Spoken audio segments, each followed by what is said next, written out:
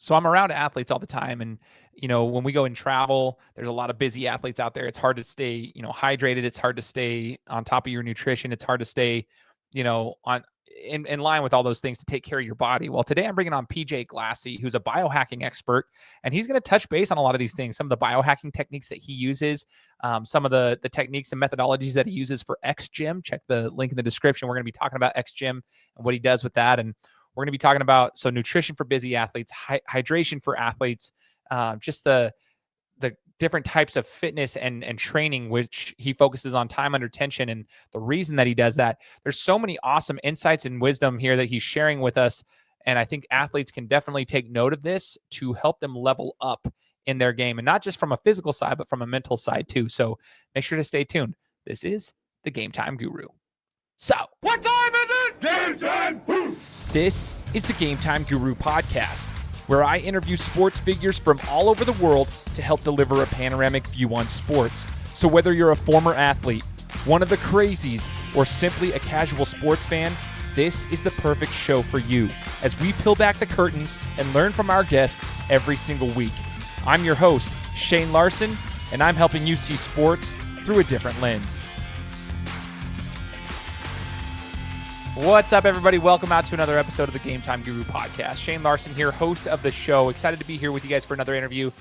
Stoked for this opportunity to kind of dive into the health world, just our overall health. Biohacking is another way to put it. We're going to talk to the biohacking king himself. As you guys heard in the introduction, we're going to be diving into this, understanding some of the components that go along with that, and kind of understanding fitness and health overall. So super awesome. I would just ask that anybody who's joining, and it might be your first time. I know I've been doing this show since 2017, but if you have just joined, welcome aboard. I just ask that you hit the subscribe button on whichever platform that you're listening on. So if that's YouTube, awesome. Follow me over there on YouTube. If it's on Apple, cool. Spotify, wherever you're listening to, please just make sure to hit the follow button and help us continue to grow the channel. But joining us, like we said, is the biohacking king himself. His name's PJ Glassey. PJ, thanks for joining the show, man. Hey, thanks for having me. It's great to be here. Heck yeah, man. So let's do a little bit of a background on you, rewind the clock a little bit, PJ, and talk about your athletics / fitness journey. Let's rewind the clock. At what point in your life, I guess, at what age did you start taking your health very seriously? High school. So when I was a freshman in high school, I was a skinny kid, and I didn't want to be a skinny kid. So I started training, and I was lifting weights, and I got muscle definition. I thought that was pretty cool. And I remember the day that I looked in the mirror and I thought, hey, I'm actually not ashamed to take my shirt off at the beach. And that was that got me hooked.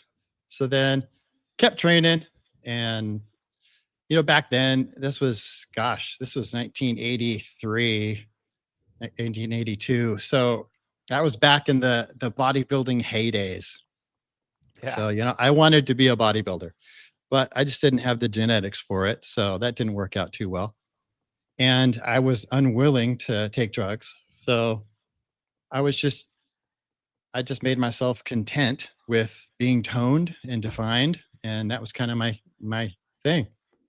Then, go ahead. Continue on. Nope.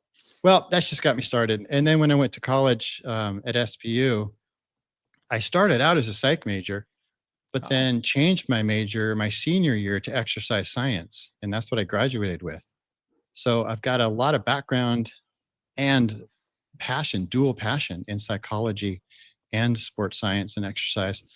So I've combined that in what I do now at the XGym because I invented an exercise methodology that is completely different from traditional training, gives different results, and it's for different purposes.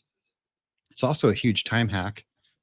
And I incorporate the psychology into that to help people get results faster with my brain type test. And so then I can talk to people based on their brain wiring for more motivation, discipline. Maybe they've got food cravings or food addictions that it helps with. For lots of different reasons, it can help them get healthier and fitter faster because of their specific brain type. And I can talk their language. Wow, dude, this is kind of cool though. Like to see where it started. I want to kind of unbox a couple of those things though too, just to kind of get a a dive into your brain a little bit, so to speak, PJ. So you're into fitness. You love the art of bodybuilding, but you didn't want to take the drugs, so you wanted to do it naturally. So you were, you're good, content being fit, Yeah. keeping yourself lean and mean and all that. You go into college, change your major near the end of it to get into the other world. So you got the psychology background and stuff. I guess let's talk about the whole concept of not wanting to take drugs to like still maintaining a physique. I want to talk about that a little bit, Yeah. and what you're like when you decided like, hey, that's not the route I want to go. I want to do it naturally. What, I guess, was the next steps there to like continuously finding the thing that worked for you? Because I think there's a lot of people that are in the same space, but they just don't know what's going to work for them. Right. Yeah, it's true. And a lot of people go the drug route because they figure that would be a shortcut and it can get them to their goals faster. And if their goals are to get jacked, it will. But just got to figure out, is it worth it? I mean, I don't judge anybody that does do steroids or growth hormone. And every professional bodybuilder does. There are no exceptions because you can't compete without it. If you look at the difference between a pro bodybuilder that's making a lot of money and endorsements, and you compare the top pro to the top natural bodybuilder who's drug tested all the time, it's 70 to 100 pounds of muscle. It's a big difference. And so in that sport, in the pro sport, they have to do it. And they choose to do it to get into that sport. And that's their choice, whatever. It's not a moral issue or anything other than maybe it's illegal, but so what, go for it. It's your choice. It's your life. You can do with it what you want. I just wanted to go more the natural route, and drugs have always kind of creeped me out. And I'm 59 now.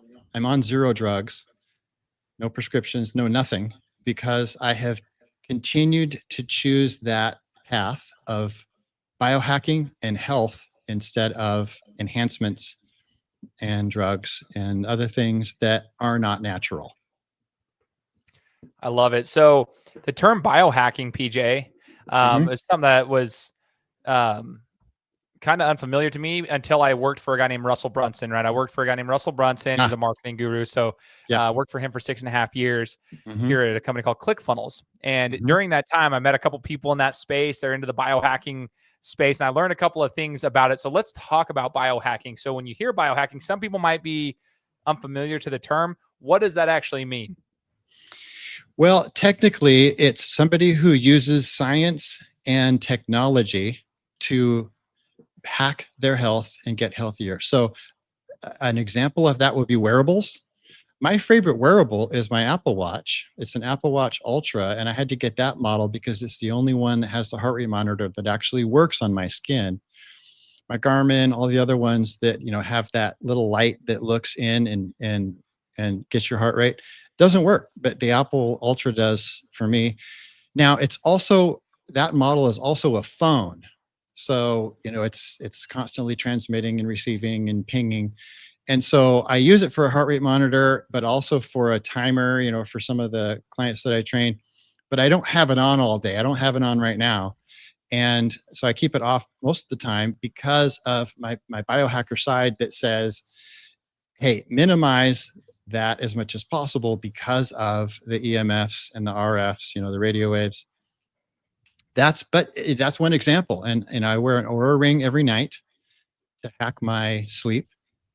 And I'm doing experiments on myself. So a typical biohacker will constantly choose different experiments. And if they're a good biohacker, they'll be really scientific about it. And they will change only one variable at a time with each experiment. So so then they know what's going on. It's really hard to do. And you got to keep a journal and you got to track stuff. And most people that say they're a biohacker are people that just like wearables and gadgets.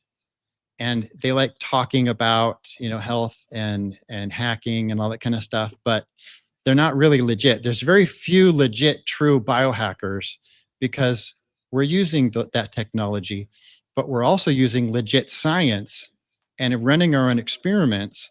And those of us that are using legit science also know how to read scientific research, which my degree in exercise science taught me how to do.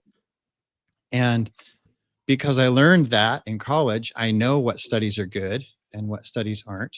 And then I can perform these experiments and really learn stuff about myself. Another example would be a continuous glucose monitor, CGM, that little thing you put on the back of your arm, and it monitors your glucose all day, because there's a needle in there, and it's in your bloodstream, and it's monitoring the sugar in your bloodstream. So then you're eating stuff, and then you're watching it, and you got this little app on your phone, and it draws charts and stuff. So that those three things are good examples of biohacking. I could tell you 50 more that I do, but that helps define it, at least. No, it's a good baseline for people to understand, like, what are we talking about, right? Yeah. So that's good. Now, talk to me about this. A couple things I wanted to touch base on with you. I was very interested when I saw, the request come through to get you here on the podcast. Mhm. Was so, for example, one thing I was introduced to while I was working with Russell Brunson, and he was hearing it from other entrepreneurs, and they were on all these podcasts, was hyperhydrating. And so, what we would do at the office was it's called hyperhydration, where you take a bottle of water, and you're supposed to do it first thing in the morning, where you just down the full entire thing, and like you're flooding your system with water. You're hyperhydrating essentially. And there Yeah. was like and supposedly an impact that it has on the cellular level for your Mhm. body. And you should, and the conversation that was always had was your body should be comfortable being able to down that much water, but most people have a hard time. So what we would do at the office, Russell would make a joke like, it's time to hyperhydrate. So we'd get our, like, there's almost 32 ounces of water, and we go and fill it up, and we chug it, all of us together. And then we had to go until everybody was done. It would take, 20 seconds or so. I'm curious what your thoughts are on hyperhydration, because I just kind of went with the flow. I didn't really know the scientific breakdown of it. What are your thoughts on that? It's legit. It's a good idea. And the reason it's a good idea, especially in the morning, is because you're going to wake up dehydrated. Not clinically, but subclinically, because you are going to breathe out 1 to 2 pounds of water vapor while you sleep. That's why you're 1 to 2 pounds lighter in the morning than you are when you go to bed, because you breathe out that much water. So it's important to get that much. So 1 pound is 16 ounces of water. It's a lot of water. 2 pounds is 32. So I try to get 32 in the morning. And, I'm not guzzling it, but I will spread it out. So in the first hour, I've gotten my 32 ounces. And now I'm not only back to where I was last night before I went to bed, but a little bit ahead. Because for me, that's a little bit ahead. But for heavier sweaters or people in a hotter environment, or, a drier environment, then it might be even more than that. Now, the reason that I spread it out for an hour is because it's more absorbable. If you just guzzle 32 ounces right away, the blood volume is going to go way up, and you're going to have to go pee right away. And a lot of that isn't going to make it into the cells. But if you do it a little slower and pace yourself out a little bit, it's going to be more absorbable. And it can't just be plain water. First of all, it should be filtered, because you don't want to drink 32 ounces of tap water because of all the garbage in tap water. But if you filter it and have nice clean water, that's great. However, if you drink that much water and guzzle it, especially guzzle it, then you could be washing out some of your electrolytes. So you want to add some electrolytes, sodium, potassium, magnesium, and some of those essentials that you could be washing out with too much guzzling too fast. And the same goes for people that drink a lot of water through the day. You want to make sure you're getting electrolytes. Like, my wife drinks a gallon a day, and that's fine for me, but she's lighter than me. So that would be technically a little bit too much, but she just loves water. But she makes sure that she's getting the electrolytes so she's not washing out her cells. Sure, sure. No, that totally makes sense. So I would encourage us, like, especially, here's the thing. I want to tie this back to athletes as well. So, like, on the sports side of things, how could this benefit an athlete, especially at a younger age, right, PJ? Because, like, when you're Yeah. younger, a lot of the kids I coach that are 17, 18 years old, um, they're like all of us when we were 17, 18 years old. Like, most of them aren't drinking enough water, right? Like, it's just Yeah. the reality. They're drinking a lot of soda or just not drinking enough water. Most human beings don't drink enough water, right? So Yeah. what would be the benefit of this, especially starting at a younger age, do you think? It's all about performance. So use your motivation to drink water for your performance, because if your body is 2% dehydrated, then your performance is going to tank about 4%. And then if you're 4% dehydrated, your performance is going to tank about 8%. And that's pretty noticeable. So just make sure that you're getting your edge, you're keeping your edge through hydration, because the body's 65% water, muscles are 75% water. And if you're even slightly dehydrated, they're not going to be functioning at the optimal. So whether it's a kid in sports or whether it's a pro in sports, it's key. You got to have that going on, along with, of course, the electrolytes, because the muscle needs electrolytes in order for proper contraction. I work with a ton of athletes and retired athletes too, and it's the top priority. It's the number one thing, is to make sure that you're hydrated. You don't want to be overhydrated, because then you don't want water sloshing around in your stomach when you're performing. But it's a habit where you're constantly sipping all day and making sure that you're getting the amount that you need and absorbing it. So good to know. And I hope that the people who are listening, especially younger athletes, kind of take this seriously, because that's something Mhm. that we all need to work on. But like I think all of us, when we start to hydrate better and we start to get on these like kicks of like these momentum, we start to realize the difference once we start doing it. But you don't know it if you don't know it, right? So Yeah. I would encourage you guys to test this out, test out this theory that PJ's talking about, and just see for yourselves how it does impact performance from an athletic perspective. Now, oh, go ahead, go ahead. Yeah. Well, just to add, mentally too, because we're talking about muscle performance and that's significant, but the brain is actually affected more by dehydration than the muscles. Interesting. So when you're down, that 8%, you're not going to be reacting as quickly. You're not going to be as more coordinated. And precision is key. So if you, like with golf, for instance, if that club head is a bazillionth of a degree off, you're going to hook that ball. And if you're a wide receiver and your fingers are a half an inch off, you're going to miss the catch. So you have to be precise with these sports. And that's up to your brain and your nervous system. And that's important for water as well. Interesting. See, this is good Mhm. stuff to know. Yeah. Now, PJ, one of the things that I wanted to touch base on is nutrition as well. I mean, this kind of rolls into it, but there was a topic of nutrition for busy athletes, and I know Mhm.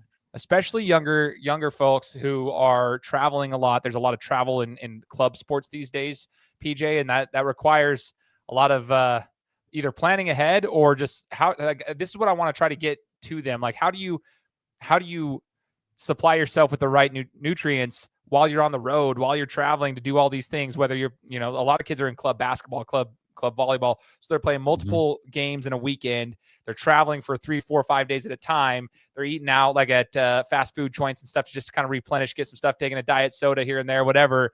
What are your tips for nutrition for busy athletes? Yeah, that's a tough one because you can't bring a lot of stuff with you. Right. And so you got to find it there. When I travel, as soon as I land, before I go to the hotel, I go to I search out where the nearest healthy grocery store is.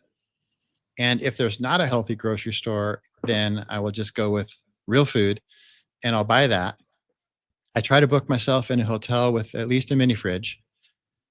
And I also bring a cooler. So I have a Yeti, square Yeti cooler that I put in my suitcase. And if I'm feeling really fancy and I got the big suitcase, I'll bring my electric cooler or if the hotel doesn't have a mini fridge, I'll bring that electric cooler so I can plug it in at the hotel. And now I've got my mini fridge. And then I can shop. So I can go to the store, I can buy the food that I need. And worst case scenario, I don't have time to prep or I don't have cooking facilities, then just good raw food and just trying to do the best I can. And then at restaurants, I will first order meat and veggies. And you're actually doing the chef a favor who's in the kitchen back there, because if you order meat and veggies, like steamed veggies and grilled meat, the chef is kind of relieved because that's easier to do than what's on the menu. So it's not you don't feel bad about ordering off the menu. And the answer is almost always yes. But even if you're at fast food, there are better choices than others. Like In-N-Out Burger serves grass-fed beef. So then you can just get a protein burger where it's wrapped in lettuce instead of the bun. And there's different choices that you can make that will help keep you healthier. It's not going to be as healthy as when you're at home, and that's okay because it's a temporary trip. But you just got to make sure that for performance purposes that you're getting good food, nutrients, and enough protein and enough hydration. I appreciate that. That's awesome. So what I always encourage the listeners to do on the show is take out your notepads. If you're on your phone like me, like you're listening to this on your podcast device or whatever it is, just take notes on the notebook that's there. Like whatever PJ just said, if you need to go back and rewind it. These are like the golden nuggets that we get out of the show. Now, one of the things that I also wanted to talk to you about, PJ, is regarding just like brain training, right? So Yeah. I know that one of the things is brain training to kind of overcome some motivational slumps. And that's a big piece for what like I'm about. I worked alongside a guy named Garrett Crone. We did this thing called the Helix Mental Performance Camp, and we tried to help with the mental performance for athletes as compared to the physical performance. And so I'm really big about that. I had a guy on my show his name was Trevor Moawad, and he wrote a book called It Takes What It Takes. Now, Trevor Moawad passed away in, I believe, 2021, but he was Russell Wilson's mental consultant. And so he was his mental coach in football, and I love Trevor. But I'm a huge advocate of just like figuring out how to master the brain. So I would love to pick your brain, pun intended, for how to apply those techniques. Like, what are some of the things that you do that you train people on? Yeah. Well, everybody's different because everybody has a different brain type. And that's why I have developed my brain type test so people can figure out their brain type and what their secret superpower hacks are for their own brain. But there is some pretty common advice. And first of all, let's go back to Russell Brunson. So he is a machine and he seems motivated 24/7, 365. And he is, but what in his case, it's really about discipline. So he's excited about what he does. And however, what keeps him going isn't motivation, it's discipline. The motivation helped him start the habit of discipline. And so, but motivation is temporary. Anybody can go to a Tony Robbins weekend and get all fired up for 3 or 4 days, but that always wanes. However, if you use that motivation to create discipline, then you keep going and you can achieve what you need to achieve and be like Russell. And this is the same thing for pro athletes. They have developed discipline. The weekend warriors are great with motivation, but the pro athletes only succeed if they have developed a lifestyle of discipline. And their brain is wired that way. They do their workouts, they do their practice, they do their training because that's who they are, not because they have to and the difference between a pro athlete and a weekend warrior is the pro athlete enjoys the process. This is about dopamine and getting your dopamine fix from the process instead of a result or instead of motivation. And they're getting that constant dopamine supply from doing the workouts, doing the games. I mean, games are exciting, right? But they don't last very long either. And so they keep going because they're addicted to that because they are that person. So it's an identity. And that's the key is you change your brain and rewire your brain so you adopt and become somebody that is now your identity. And now you do it because that's who you are. And that's the difference between pro and weekend warriors or anybody else that are just kind of messing around, but not really serious. So discipline over motivation any day of the week, right? Like if you can get to that discipline, discipline's what carries you, right? When the motivation runs off, Mhm. I try to preach it to the athletes. It's good to hear from somebody who's a professional and an expert in this space. I try to preach it to people though, like that is true. And I've had professional athletes on the show. It seems like that is the common denominator between them. That's what takes them to that level. It's their discipline. Cause yeah, we all know motivation does run down. It's just like you said, the Tony Robbins events, whatever, your motivation will be high. Start a workout program. Day 1's great. Day 2, you're a little sore. Day 3 sucks. So then how many people drop off after day 3. So it's that's good to hear.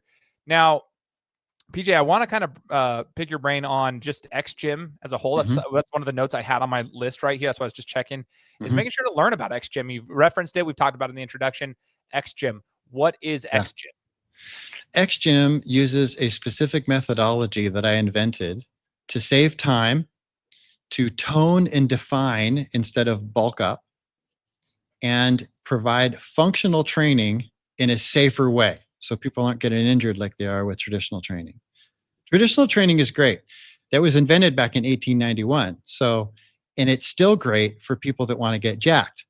But for the rest of us that just want to tone and define and be functionally fit, it's a horrible idea.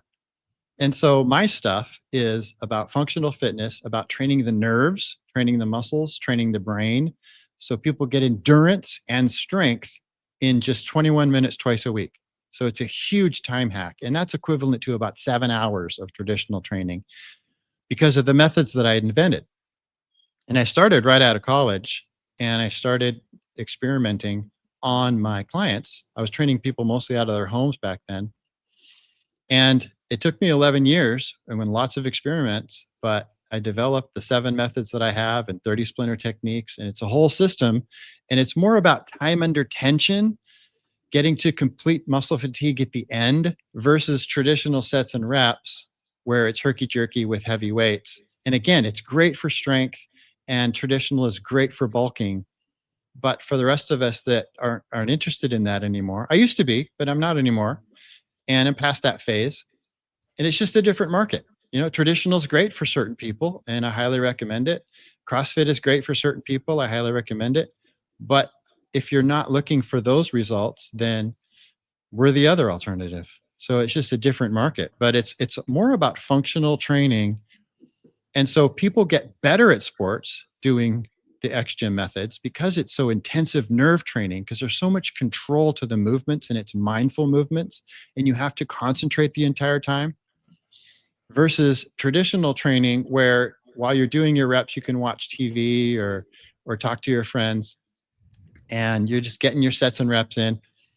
And it's frustrating to me to see athletes doing their functional training with their sport specific coaches and then go to the gym and do traditional reps. Now, if you're a lineman, that's probably a good idea because you want the bulk and you want the power and explosion. But if you're a wide receiver or a quarterback, then you want to do more nerve training and you need more precision. So I don't know if the name Jabron Hamden rings a bell, but it was a couple decades ago, and he was an XGym trainer, and we also trained him, and he was trying to get on the Seahawks as a quarterback. He did get on their European team, and he took his team to the World Bowl. And unfortunately, one of his own people fell on his legs on one of the last plays of the semifinals. So he didn't get to play in the very final game, but he got him there. And his comment to me was because of the XGym training and the nerve intensive training, his precision was just so incredible that it just blew him away and it really helped him get there. And then he did get on the Seahawks and he played with them for a while. He wasn't on first string, but he was playing and he was a really good quarterback and we got a lot of the credit for that.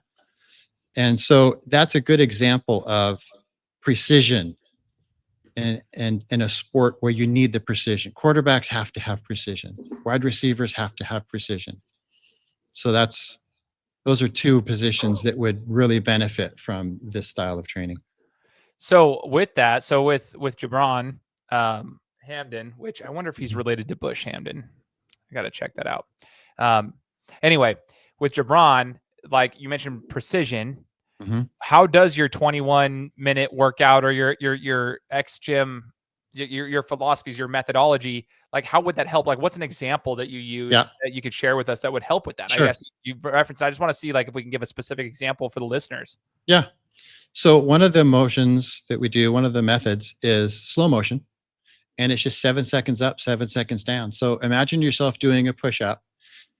You're going to start at the top and you're going to lower yourself to 7 seconds. And then you're going to touch your sternum at the bottom. And that's the only thing that touches the floor, but you're going to touch it lightly. So you still have all the pressure on your muscles. Then you're going to come up to 7 seconds, but you're only going to come up 2/3 of the way. So that at the top of the range, your elbows are still bent and you're still under tension. And then you head down from there because that's the top, and you touch lightly with your sternum again. And it takes 7 seconds to come down and 7 seconds to come up. If you can do 40 push ups doing this style in perfect form, you'll do about 7. And so it's a big difference because you're not getting a rest between every rep. If you did traditional push ups, your momentum is going to carry you to the top. And while you're changing direction coming back down, you're actually getting a rest up there. And all it takes is a quarter second for the muscle cell to refuel. So you refuel every time you get to the top. And then you're going to jerk and bounce out of the bottom. So you're going to get really intense contraction at the bottom of the range only, and then a rest at the top. So it's good for strength, but it's lousy for endurance. But when you're going time under tension and you're never resting, and you're going slow enough that you're contracting through the entire range of motion, now your mindful movements are nerve training your muscles and your brain is focused. And so it's good for your brain, it's good for your muscles, it's good for precision, and you're going to increase coordination instead of lose coordination with traditional training. If you ever want a good example of that, just ask any bodybuilder, professional bodybuilder, to do any sport that he's never done before. First time, he has never swung a bat. All right, let's bring you up to the plate and let's have you swing a bat. He's going to be a complete oaf and he's going to miss every ball because he's detrained his nerves every day with uncontrolled movements without being mindful with his movements. But you take somebody from XGym or a gymnast who is mindfully moving, time under tension, have great coordination, they're going to hit the ball. And it's that new sport is going to be easy for them. And it's going to look like they've been playing for a year or two for the first time. So that's kind of the difference. Now, that's just the slow motion method. We have 6 other methods. We have a stop motion that's more isometric. We have ratchets where instead of slow and smooth, 7 seconds up, 7 seconds down, you're stopping every inch on the way down and stopping every inch on the way up with a full stop. So what's happening is your nerves are taking over control of your motion and your brain has to focus. So it's really good at your PFC, your prefrontal cortex. It buffs up your PFC because it's a meditation. It's a form of meditation. All meditation is just focusing on something. And when you do that, the PFC gets stronger and you're mindfully moving and your nervous system is working just as hard as your muscular system. And that's where coordination comes from. Wow, dude, all of that makes total sense. And you Mhm. know, PJ, like as I've gotten older, I'm 37 now, but like as I've gotten kind of out of the competition phase of athletics and stuff, Yeah. like I don't care so much about being super strong anymore like I used to. Yeah. And I think, you know, I'm just not in that spot anymore. Functional movement and functional Mhm. training is more appealing to me. Like I want to do that because you realize like I want to pick up my kids and like be able to go do certain movements without like, you know, blowing my back out and just Yep. I don't want to sneeze and blow my back out. Like I want to be able to move, Yeah. you know, and so it's interesting because I've had people on this show before that do it's not in the same sense, but like that focus on functional movement. Like I Yeah. had Robbie Ellis, who was a functional movement training specialist. And what you're saying here, one of the things that resonates with me is just the mind piece of Yeah. it too. Like when you're going down for 7 seconds touch, you are thinking the whole time, like you're Yeah. making that mind muscle connection. And that is so important for Mhm. all of this stuff. So I love what you're about here, man. Yeah. So XGym, how does one? So I've been to the website and I even Mhm. have it pulled up right here on the other screen. I've been to it when I got reached out to about getting this podcast put up. But like, how does one take advantage of this? Like, do you have to go to a physical gym? Can they get in contact with you for online training courses? If somebody's like, hey, I would like to do this, it sounds appealing. 21 minutes. Mhm. Hell yeah. Like, how would they do that? XGym.com, XGYM.com. And all my stuff is on there. So we do online training. We do the in the club training, and we have an exercise app and the brain type test. So lots of different options, but that's where people go. So you go to XGym.com. xgym.com if you want to take advantage of that and start the workouts then. And then would they be in contact with you, or are there other trainers, or like, how does it all work? Or is it all just kind of systematic? It's automated in there because now you got it all down. Yeah, it's automated. There's a form to fill out. You can do that. They could also contact me. I don't mind giving out my email. It's easy to remember. It's pj@xgym.com. So it's That's pretty difficult. easy. Yeah. People, welcome to ping me. That's 6 letters, I think, if I did that Yeah. right. It's crazy. Yeah. No, that's cool. I'm going to put that. If all of you who are listening have probably already checked the description out of the podcast, because every time you open up the show, like, probably look at the description first. But we do have the link there to the website, so make sure to check that out. And PJ, I did notice one thing. Like, you did write a book, Cracking Your Calorie Code, if I'm not mistaken. Yeah. Talk to us about that, in case like people were interested in that, because that's something that stood out to me when I saw the bio come through. I'm like, oh, that's cool. Yeah. So that book was originally intended for my members, because what I was finding is I was sitting down with people, we're talking about stuff, and I would repeat myself to different people and, with the same kind of stuff. And so I thought, gosh, I got to put together at least a booklet that I can send with them, so they can also read up on their own time. And it's kind of like show notes for what we just talked about. And I mean, every appointment is different, but it could 90% of the people that I talk to could be contained in a book. And so I wrote one. And that was kind of the manual, if you will, for XGym, for health and fitness, for hacking your body, hacking your brain. It's got all our mental stuff in there. It's got a lot of nutrition stuff in there. Got a lot of exercise stuff in there. It talks about stretching your comfort zone and what true muscle fatigue really is, and time under tension and all that kind of stuff, and why it's helpful and how to do it. And then my rewrite is in Kindle version. So that's what most people are ordering now that aren't XGym members. They're getting the Kindle because that's more for the general population. But the book itself also works. It's not, you don't have to be a member to get the benefit from it. So it's that too. Sweet deal. So if you're not a member, which ideally we would like you to be, but if you're not a member, you can go to, I mean, I Googled it and it's on Google Books for is that still relevant? Like that information, although it was written in 2008, that's still relevant? Yeah, totally. Yeah, it's on Amazon. And the 2008 version is relevant, and the 2020 version is the Kindle version. Ah, gotcha. Okay, I wasn't looking at Amazon, so that's good to know. Cool. I'll put the links here for that from Amazon as well in the description. Super cool. So, PJ, before we wrap it up, I do want to ask you a question. 2 questions. One, cold plunging. It's become a fad, like a trend in the last couple of years. I happen to love it. I love saunas and cold plunges, but that's become a thing, right? Like, it's like go into a sauna, jump into a cold plunge. Like it's very trendy. What are your thoughts on that in regards to biohacking? It's great. I highly recommend it. Yeah.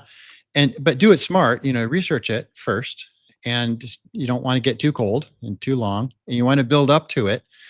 Just like anything, if you want to find out if something works, you have to do it for at least a month. With a new diet, it's at least 3 months. But with biohacks, it's at least a month. And so start your cold plunge with 30 seconds of a cold shower. So you can start your shower, you can take your shower, and then in the middle of your shower, turn it all the way to cold, and gut it out for 30 seconds, and then turn it back to the temperature you like, and finish your shower. So that's how you start. And then you titrate up. So then it's 40 seconds, and then 50 seconds, and then a minute. And then if you get really good at, especially putting your forehead in the cold water, and then if you get really good at cold water, then you can consider cold plunges where you're completely immersing yourself. And then you're going to you titrate up there too, adding time. Where it doesn't work is when people just go all in and then the experience is really horrible, and then you can start to form a negative association to it, and then you're not going to be able to do your month experiment to see if it's going to work for you and how it's going to work for you. But it's great, and saunas are great too. My sauna is an infrared and also red light, and so it's fantastic because then you're detoxing with sweating stuff out, especially metals. That's the sweating is best for getting heavy metals out, and so there's lots of benefits to both of those things. That's good to hear. I was just curious. I knew that was one of the trendy things. I've taken part in it myself. I actually love cold plunging, and I did exactly what PJ just said. For all those who are listening, I started with cold showers for a while, and then went into the cold. And even with that acclimation, when I got into the cold plunge, I did it during the winter, PJ, here in Idaho, which is like, it was snowing outside. And so, the water was freezing. I mean, it was like 38 degrees, close to freezing, right? But it was cold. And so, I mean, I was going 2 minutes at a time, and that was like very difficult at first, but it actually helped me from a mental standpoint more so than the physical benefits at first. And then the physical benefits, I felt like I was able to burn weight or lose weight. I was burning calories. I felt pretty good. But yeah, it was the first thing in the morning. If you do that, I mean, the rest of the day's easy. Totally. It's a great way to start your day. And speaking of dopamine, it's an awesome dopamine hit. So, and that's a good way to start your day too. Oh, heck yeah, dude. I just remember I'd go in there and I still do it. Like, I'll go in there, get to work, and I'm like, dude, you can't throw nothing at me at work that's going to hurt me. I just got in a cold plunge. Totally. Yeah. Exactly. I love it. So PJ, last thing I'd ask is, in all of your experience thus far in fitness and lifting and biohacking and everything, what's the biggest life lesson you would take away from this? Like, what is one of the biggest lessons you've learned that's really kind of changed your life or your perspective? Is to get good at getting out of your comfort zone. Because at this modern society, we have a thermostat controlled environment, and we've got buttons to do things for us and microwaves to heat and all these shortcuts. And it's too easy to stay too comfortable. And then if you fall into that, then you're going to suck at doing hard stuff. It's going to be hard to do hard things at work. It's going to be hard to work on relationships. Anything hard, essentially you're just getting soft in all ways. Your brain and your body, everything is getting soft if you make yourself comfortable all the time, and you're going to age faster. I think it's Peter Attia that says, aging is the relentless pursuit of comfort. So we got to get out of our comfort zone, and just every day you say, okay, how am I going to make myself uncomfortable? And then you're going to get really good at doing the hard stuff or having the hard conversations that they're put off. And, I avoid conflict. Well, why? Conflict can be good. And so, like cold plunges, that's a great way to start your day, because you start with something hard, and now the hard stuff throughout the day is going to seem easier because you're willing to put yourself out of your comfort zone. And that comfort zone is smaller because you live most of your life outside of it. And that's where people really achieve things, whether it's athletics or sports or relationships or their job. The people that don't mind being uncomfortable are the ones that succeed. I freaking love it. There's no better way to end the podcast. So I appreciate it, PJ. I appreciate your insights, and I'm looking forward to kind of following your journey here from here on out. And I just want to say thank you for taking your time today to be able to share your story and share your insights and wisdom, because I know it was very valuable for myself and the rest of the listeners. So thank you so much, man. Oh, gosh, my pleasure. Thanks for having me. It was a blast. Absolutely, man. Absolutely. For all those who are listening, just one quick reminder, just hit that subscribe button, whichever platform you're listening on, because we'll be coming to you next week with another one. Take care. Guys, thanks so much for listening to another episode of my show. Now, if you could go and do me a favor, head over to iTunes, give me 5 stars, and leave me a review, it would be greatly appreciated. Thanks, guys. Appreciate your support.